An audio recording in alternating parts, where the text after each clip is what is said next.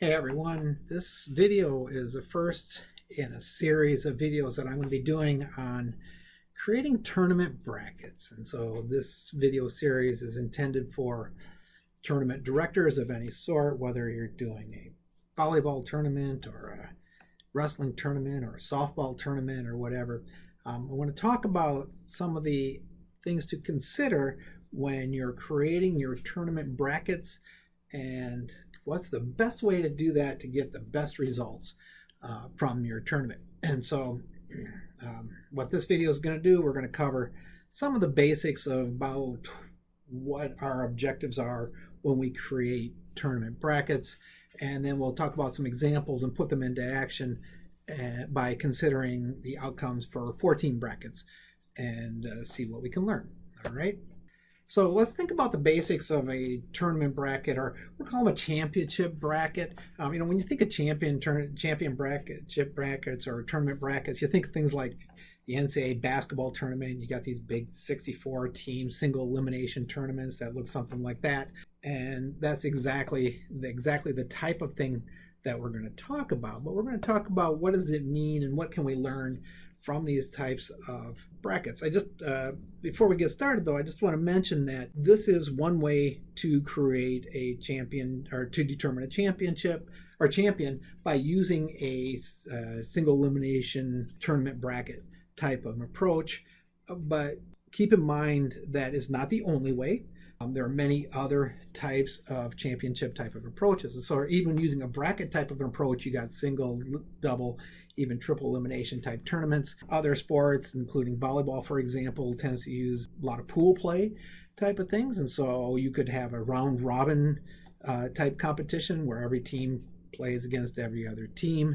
And then the team with the best record at the end is crowned as the champion.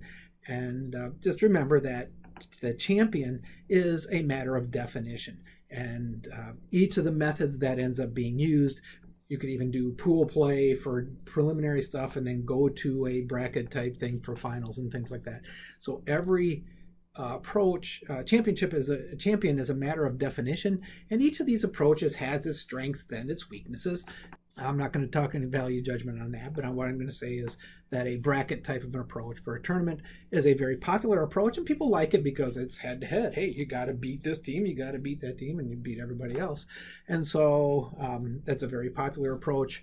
But just make sure we know that it's not fundamentally the best approach. It is just a approach for determining a champion. Okay.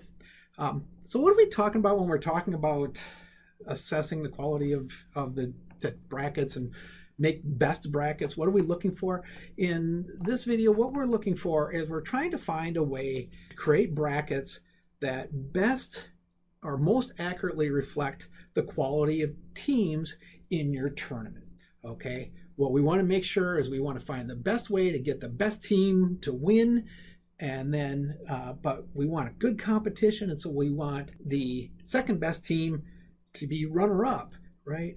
And the worst teams you want down at the bottom, and you want the best teams to trickle up.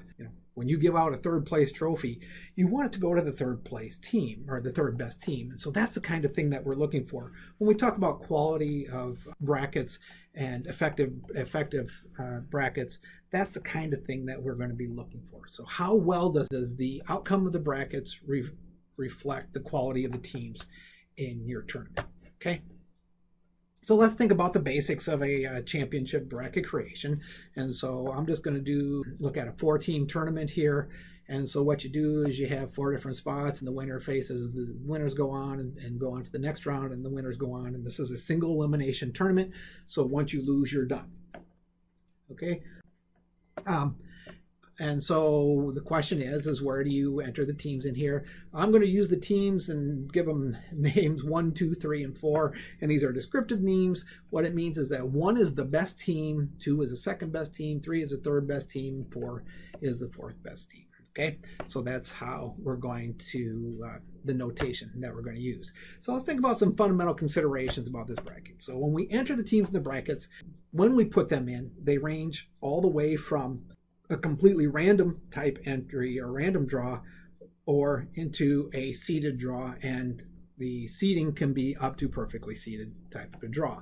And so this arrangement of teams right here would be an example of a perfectly seeded draw with the best team playing the worst team, the other teams and matching that. And so in a 4-team tournament, that's the option that we have. You know, the NCAA tries to do this in their basketball tournaments, for example, at least in the regions, that they have 1 versus 16. So they seed the teams 1 through 16, 1 through 16, and then 8, 9, and et cetera, et cetera, et cetera. And so they're trying to seed them. Now, remember, seeding is a prediction of an outcome, but it is absolutely not determining the outcome. And in fact, if you could seed a tournament perfectly a priori, you wouldn't need to do a tournament because you know who are 1, 2, 3, and 4 already. So why do I have to do a tournament to figure out who's 1, 2, 3, and 4? And so you try to seed the best you can, but just remember that the whole point of seeding is that you don't actually know ordering of the teams. That being said, you have some insight into how good the teams are. For example, you may have played preliminary rounds in a round robin or something like that. You know, NCAA basketball has a regular season on which they can base their assessment of how good teams are. And so they can seed them in that respect and give them seeds in that regard and predict how they're going to end up. And so they're not based on no information at all. A perfectly random draw would be to put the teams into the brackets with no consideration of how good you think they are in any way. And so this is just a random draw at that point. How the teams go in here are going to range all the way from random draw, which is no information, all the way to a perfect seed, which is we have all the information. So no information to all the information. Realistically, you're usually somewhere in between. You know who the better teams are, and so you can use that to guide your seeding, but it doesn't determine your outcome. All right. Just to think about a little bit of fundamental concepts of a tournament bracket, and this is more of a game theory type of a consideration. What can we learn from a single elimination tournament? What we're going to see is that the one thing we can learn from a single elimination tournament, the only thing we can guarantee is the champion. Okay, we can say that the champion is the best team in that tournament, and we can learn that from a single elimination tournament. We're going to see along the way that the other places are not as guaranteed, right? There's some ambiguity on what it actually means. What does the runner-up mean? What does it mean to be runner-up? What does it mean to win a consolation? Things like that. That's what we learn. The thing to remember, when we run a tournament, we don't know who the best team is, okay? The purpose of the tournament is to determine the best team. So what we need to focus on in this exercise is what can we learn from our tournament, okay? From a single elimination tournament, you learn the best team, and that is all, okay? That's the only thing you're guaranteed. You can learn, we'll see about probabilities, but you can identify the best team as a result. If you want to get the top 2 teams, right? If you're given 2 trophies, you're getting a trophy for first and a trophy for second, and you want that second place team to definitely be the second best team in the tournament, then you need to do a double elimination tournament. So a double elimination tournament will find you the best 2 teams. Triple elimination tournament will get you the best 3 teams. Once you get outside that range, you're not guaranteed to have the right team in the right spot. And it has nothing to do with a bad day. It has to do with your tournament design, okay? Because that's going to happen even though we're going to assume in this analysis that the better team always wins, right? So the best team will always beat the second place team and everybody worse. The second place team will beat everybody except the first place team. And even given that, no upsets will occur, you still can't get better than the best team from a single elimination tournament. You can't get better than 2 from a double elimination tournament, etc. Okay, so in this analysis, we're going to always assume that the better team always wins. What that means is that the best team in this case is number 1. He will always beat number 4, 2, and 3. So that's the first thing we're going to do. And the other thing we're going to assume is that all outcomes are transitive. That means that if A beats B and B beats C, that means that A will beat C. So we're going to assume that to be the case. We're going to use that in our modeling because we need That's going to be the starting point. Now, for the record, those of you who know me will know that I don't believe this is true at all. And in fact, we know it's not true. We know, for example, that transitivity does not hold. That just because a team has beaten another team before doesn't mean they will do it again. And so just because A beats B and B beats C, that doesn't mean that A has to beat C. So transitivity doesn't hold. It doesn't even hold that the better team always wins, because we know that sometimes the better team loses. I mean, look at professional sports. It's how many times has a Super Bowl champion been undefeated? Over all the years, it's only happened once, right? What does that mean? Does that mean that the best team has never won the Super Bowl? No, it doesn't mean that. It means that the best team doesn't always win, right? NFL champions will be 14-2 or 13-3 during the regular season.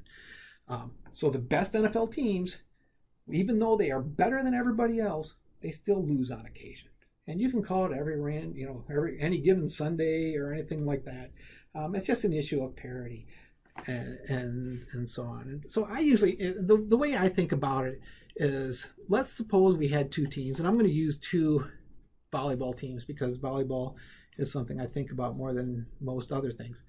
If I took a volleyball team and I put it in a Star Trek replicator and I duplicated it, so I have the exact same team on both sides of the net.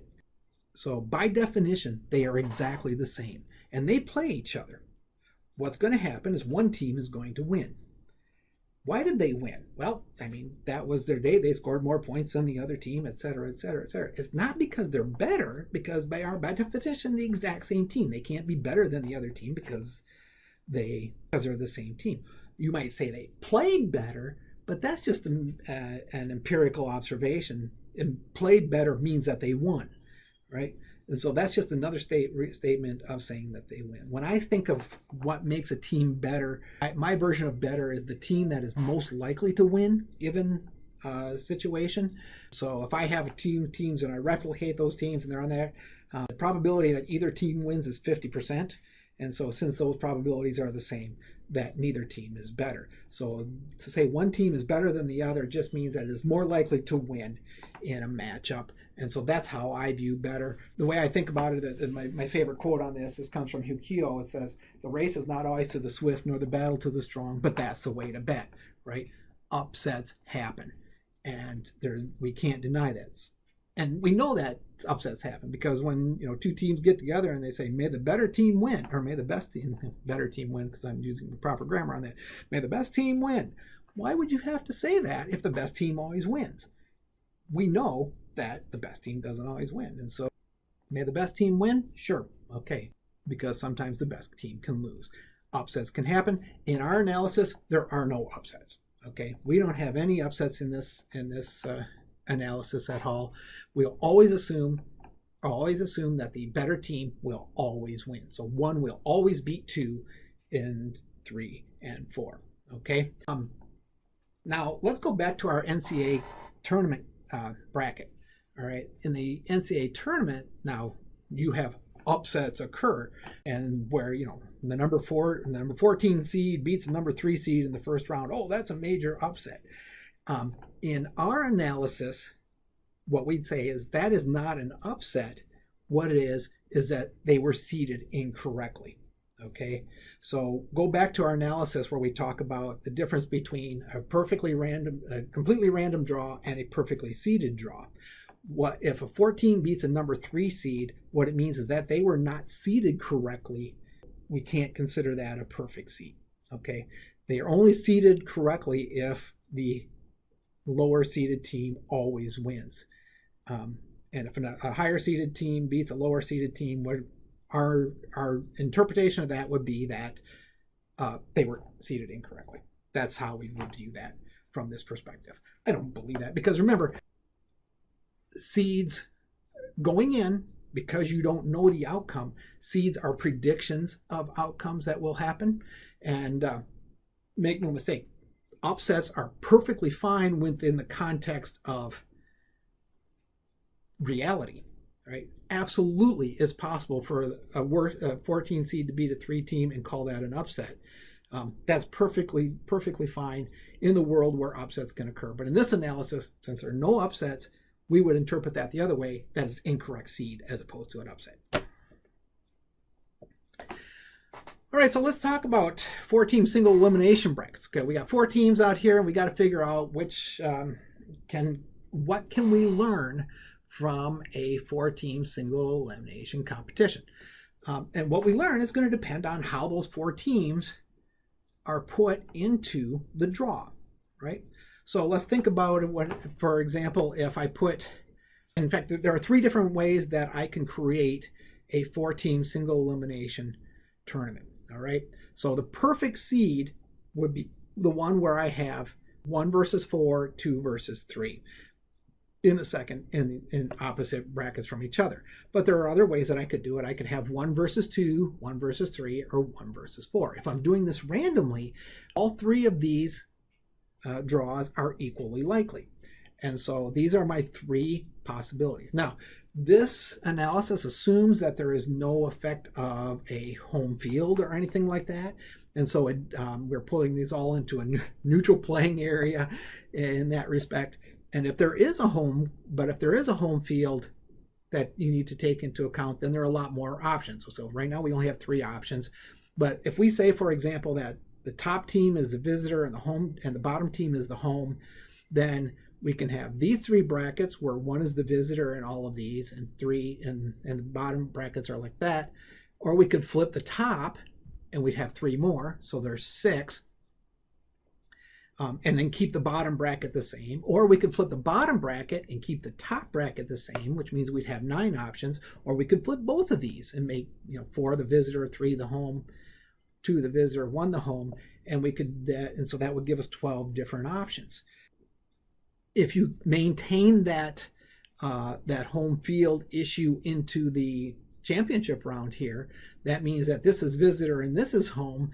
That means that you have double the possibilities on that. And from a probability standpoint, basically all there is there's 4 factorial permutations on this, and so there's 24 different ways that you could create these brackets.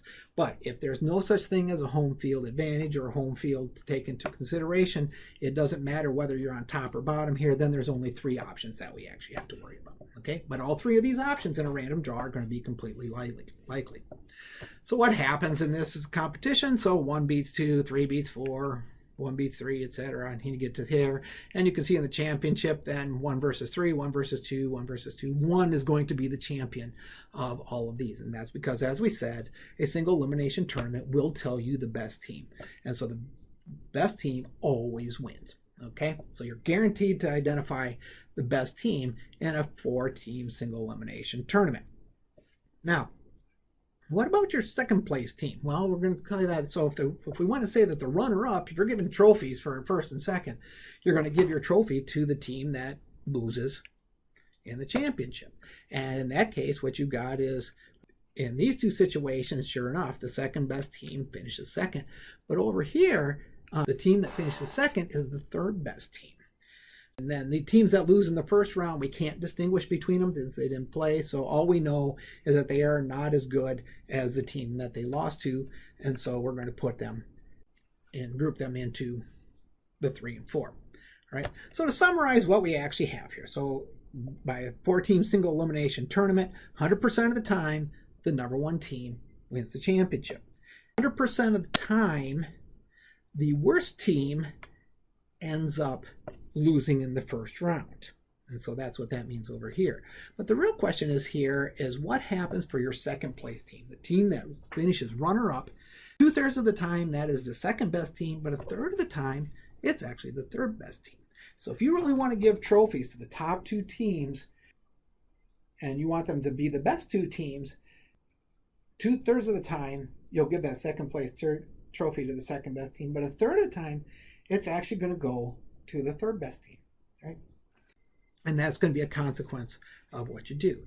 Now you can avoid that, and the way you can get around that, actually, then there's a way to do that. And what you can do is you can add some consolation brackets. And if consolation brackets does a few things. The first thing you do in a consolation bracket is you take the losers of the opening round and let them play against each other. And so now by doing that, you're going to actually be distinguishing the 3 and 4. Remember, we had 3 and 4 combined together because we couldn't distinguish them. But now we're going to have the ability to distinguish 3 and 4. And so now we can actually give 1, 2, 3, 4 finishes. And so the winner of the consolation, that's going to be your third place finisher, right?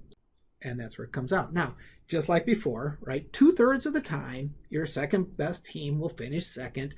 And now 2/3 of the time, your third place team will finish third. And that's good. That's what you want. You want a tournament where the best team wins, the second best team comes in second, the third best team comes in third, and the worst team finishes fourth. One thing you can say is that the worst team, the fourth best team, does finish fourth in all the situations. But 1/3 of the time, remember that we had 1/3 of the time the second best team finished and lost in the first round. Now we can see by using a consolation round, or that what we can do is we put them, at least they make it into third. So they are not equal to the fourth best team anymore. They're not at the same footing. They're better than the fourth best team, but they're still finishing third. So 1/3 of the time they're going to finish third. So by adding this consolation round, just 1, 2, 3, add a fourth matchup in here, you can now have a discriminator that gives you all 4 places. All right, but only 2/3 of the time are they right. Can you make them better? Oh, by the way, what can we do to make them better? So let's think about what we learn from each of these tournaments. Okay, so remember, it's real easy to look at these brackets here, and we know that 1 beats 2 and all those things like that. But remember, when you create the tournament, you don't know who is 1, who is 2, who is 3, who is 4. All you know is that there are teams here, and then you're going to assign those labels of 1, 2, 3, and 4 later. And you got to assign those labels based on the information that you get out of the tournament. So what do we get out of the tournament? Well, in this tournament, in this setup here, we learned that 1 is better than 2 because 1 beats 2, and 2 is better than 4 because they played against each other. We know that 1 is better than 3 because 1 is going to win the championship there, and we know that 3 is better than 4 because they played each other. But we don't know about 2 versus 3, right? We don't know, based on what they have done, which of those is better. Okay, just because 3 got into second place doesn't mean that they're better than 2. It might just mean that they had an easier first round opponent, which is what they did.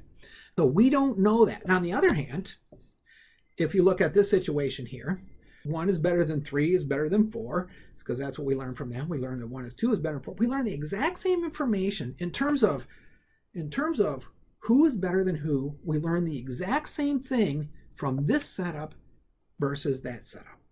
We learned that 1 is 2 better than 2 is better than 4. 1 is better than 3 is better than 4. We learned we have the exact same information coming out, yet it ends up with a different finish. This has the correct finish. This is incorrect. Right? It has nothing to do with the information we learned. It has everything to do with where you put them in the first place. And the secret was, in this one, you kept 1 and 2. 1 and 2 were in opposite brackets, and so therefore they finished right. In this case, 1 and 2 were not in opposite brackets, and so it got to be wrong. And I said, if you don't know which one is 1 and 2 going in, you can't look at their result coming out to know whether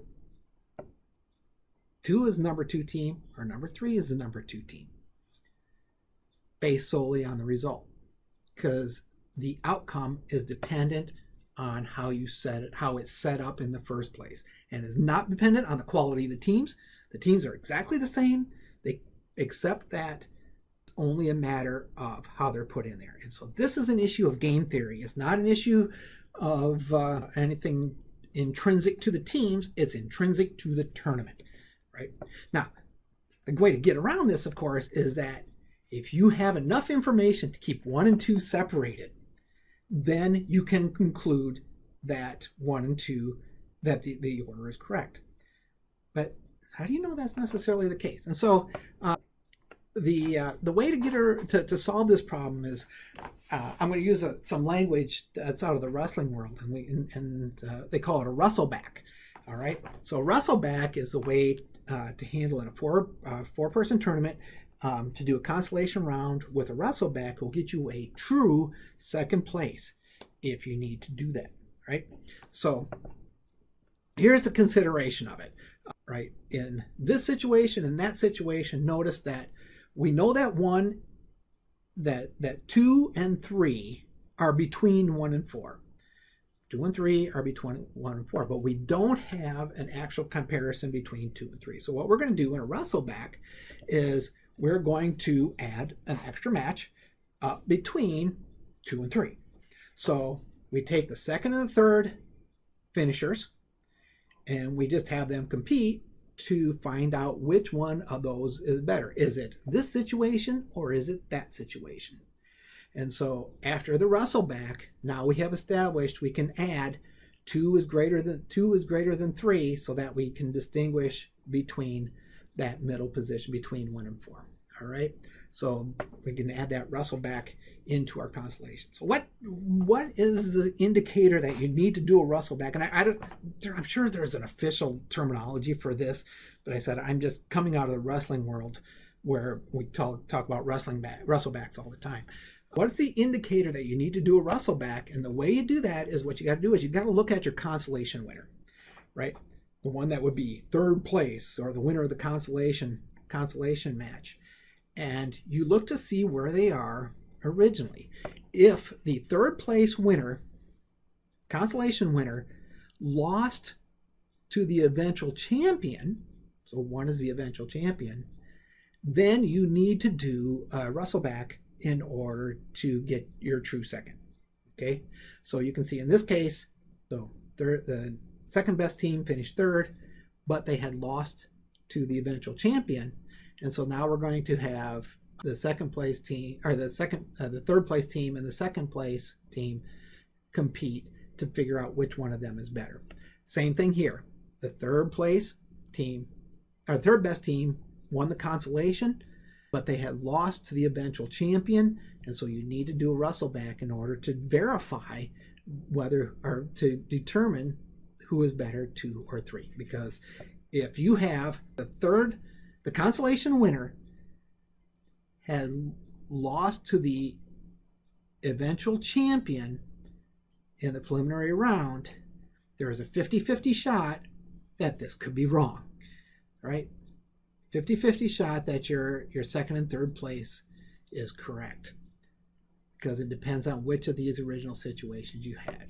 Now, if you have, for example, in this case where you have perfect seeding, now the third place, or the consolation winner, lost in the opening round, but it did not lose to the eventual champion, and it's in an opposite bracket of the eventual champion.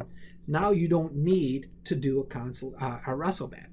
And the reason is, look at the information that we have from this bracket. We have, we know that 1 beats 4 and 1 beats 2, because we can see that 2 has beaten 3, and 3 has beaten 4 in the consolation match. And so that means that we can say that 1 can beat 2, 2 beats 3, 3 beats 4. We're assuming that everything is transitive, which means that we don't need a wrestle-back in order to establish our order. All right? So using this approach of a consolation round with a wrestle-back as needed, you can actually get the correct order of your 4-team elimination tournament. It's not a single elimination anymore, because it's a 14 elimination. Sometimes it's called a single elimination after the first round, but that's not even quite it, because it's a single elimination with a wrestle-back, with consolation and a wrestle-back is how I would describe it. But you can actually get the right order. It takes 5 matches in order to get it right between these two. Whoops.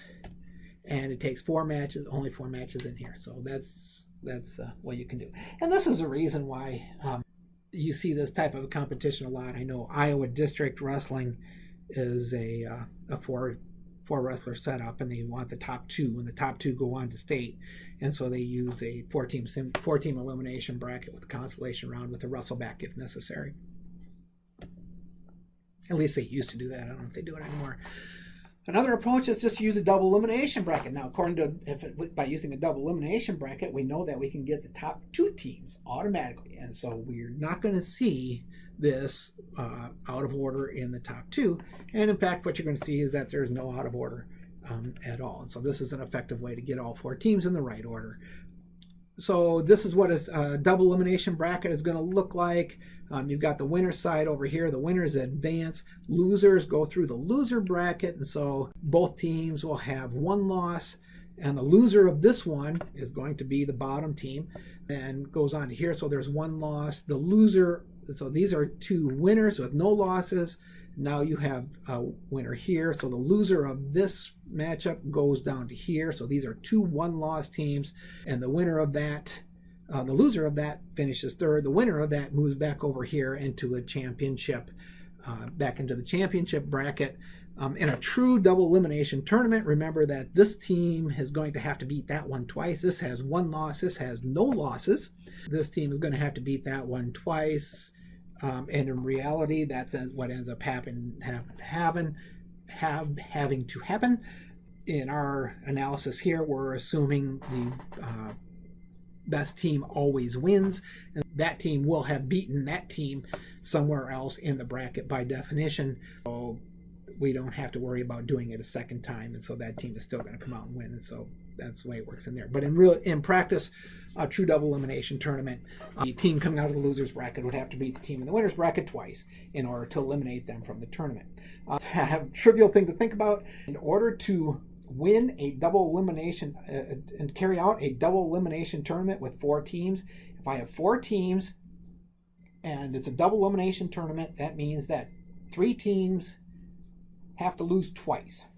So there's at least six, and there could be as many as seven, because it's possible to have a one-loss team still win the championship. And so this could be as many as 7 matchups in order to complete this double elimination bracket to get the information that we're going to be talking about here. So, all right, so once again, we can go anywhere from a random draw, which is all three of these, equal probability of all three of these combinations, any of these combinations, versus a perfect seeded combination, a perfect seeded draw, which is this one over here. Just put in who wins here. You can see that all goes and ends up the best team still going to win all of them. But now, unlike what we saw with the single elimination tournament, the second best team always comes in second. And that's what we're going to have in a double elimination tournament. You can see why that happens. It's effectively the same thing as a consolation round with a wrestle-back, except you just put it in every one of them, all right? So here's what it is. And remember, this is the one where things fail. So 2 loses in the first round, so 2 versus 4 in the loser's bracket. 4 always loses the second match, so that's why he's always going to be 4th. 2 is going to win that, but now in a double elimination tournament, 2 is going to face 3 by definition, and has to face 3, always going to face 3. And this is effectively the wrestle-back round right here is where it is. And you just do that regardless of the outcome of anything before. You just plan to put that in. So 2 ends up beating 3, comes over back to the winner's bracket, and then loses. And the key is in this double elimination tournament, number 1 always finishes 1, second best team always finishes second, and the 4th best team always finish last in that case. Okay, and so that means that the 3rd place team always finishes 3rd, and so it works. I have a typo in this graph, I realize that, but if you look at the outcome in a double elimination tournament, the first team finishes first 100% of the time, the second best team finishes second 100% of the time, third best team finishes third 100% of the time, and the 4th best team finishes 4th 100% of the time, right? If you have 4-team tournament, double elimination tournament will give you 1 through 4 unequivocally, with no thinking involved. You just set that up as a double elimination tournament. Now, of course, the drawback of a double elimination tournament is that it could be as well, even if things work perfectly, it's still going to be 6 matchups. In a single elimination tournament with a consolation wrestle-back, it could be as many as 5 or as few as 4. And so for this reason, this is why tournaments would choose that type of an approach, single elimination after the first round with a wrestle-back. because you can get away with fewer matches in that regard. So it takes less playing in order to do that. But this is the reason why also softball tournaments and things like that will often do a double elimination tournament, because first of all, it's a good way to get at to allow quality teams to trickle back up to the top. Entries like it because everybody's guaranteed at least 2 matchups. And so, even the worst team there will still get to play 2 games. And depending how far in they're traveling and how much they're paying for entry fees, it's going to help them make them feel better in that regard. And third, it's not a perfect world, and upsets occur. Transitivity isn't perfect. Double elimination tournament is a really good opportunity for teams that loses can still win the championship. And that's a very useful thing because it gives them hope, right? In a single elimination tournament, after the first round with a wrestle-back, you lose, you're out of the championship. But a double elimination tournament, if you have a bad day in the early round, maybe somebody got hurt or something like that, but you can still come back and win it in a double elimination tournament. You can fight your way through the losers bracket. And those are always great stories. It's like, they lost in the second round, and they got a 32-team double elimination tournament. They lost in the second round, but worked their way back through the losers bracket and got to the championship. Now that's a pretty cool thing because, if you're losing in the second round of a 32-team tournament, I mean, you're down in the final 16, you're out of the top 60, you'd be 17th at best, whereas now you can finish second. And so that's a really useful thing. I really like that type of an answer. So it's double elimination, multiple elimination tournaments, I think, are much more robust in terms of being forgiving of bad initial matchups. I really don't like it when somebody loses in the first round because they had to face a champion. And boy, you see this in wrestling sometimes, and Indiana has a problem that they don't always do wrestle-backs and things like that. That you can see 2 really good wrestlers have to face in the first round, and the winner goes on, but the loser is eliminated completely from the competition and has no opportunity to advance in terms of a tournament, to, like, if this is in a state tournament of some sort, sectional, regional tournament, and that person can't get any team points just because they were the second best wrestler in the tournament, but they had to face the best wrestler in the first round. And maybe it's not that they were best wrestler, but they're like the 4th best, and because seeding isn't perfect and all these things like that. And so double elimination tournaments much more forgiving on these types of things, and so I'm always a big fan of them. I've gone on long enough. The answer is that double elimination tournaments are great because you can get the correct order and you always get the correct order in a 4-team tournament. And it takes 6 matchups to do it, maybe 7 if it's not perfect, but then you're not talking about guaranteed or anything like that. But very useful in that respect. So here's what we learned: that a 4-team single elimination tournament will get the correct order of teams 2/3 of the times if you have a random draw, 100% of the time if the number 1 and 2 teams don't meet in that first round. So if you have a perfect seed, so if you can do that, you keep those 10 top teams out of the first round, then you get the correct order of teams that way. Add a consolation round. Numbers are off here. This is actually, remember, that's 4, and a 5th match might be necessary if glorified true second place, and we call it wrestle-back. Double elimination team tournament always gets the teams in the right order. Now 4 teams are pretty easy to handle. We're going to go on and next video, then I get that made, we're going to look and see what happens if we have 8 teams in our tournament.